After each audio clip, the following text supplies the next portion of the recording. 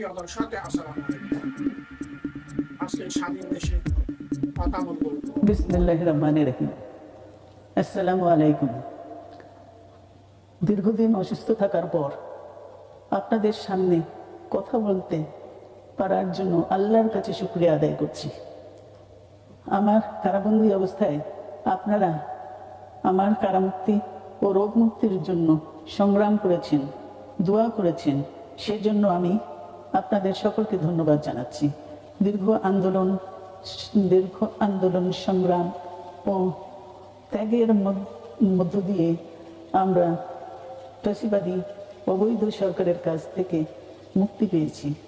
আমি আন্তরিক ধন্যবাদ জানাতে চাই আমাদের বীর সন্তানদের, যারা মরণপণ সংগ্রাম করে এই অসম্ভবকে সম্ভব করেছে। শত শত শহীদদের জানাই শ্রদ্ধা। এ বিজয় আমাদের নতুন সম্ভাবনা নিয়ে এসেছে।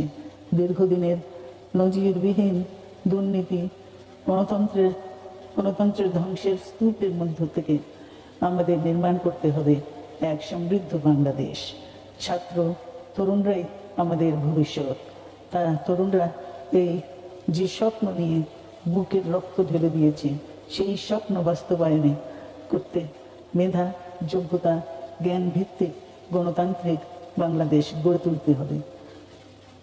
শোষণহীন সমৃদ্ধ বাংলাদেশ। সকল ধর্মের গোত্রের অধিকার নিশ্চিত করতে হবে। শান্তি,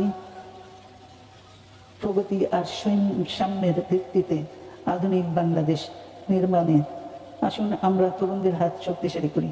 ধ্বংস নয়, প্রতিশোধ নয়, প্রতিহিংসা নয়, ভালোবাসা, শান্তি ও জ্ঞান ভিত্তিক সমাজ গড়ে তুলি। আল্লাহ হাফেজ। বাংলাদেশ জিন্দাবাদ।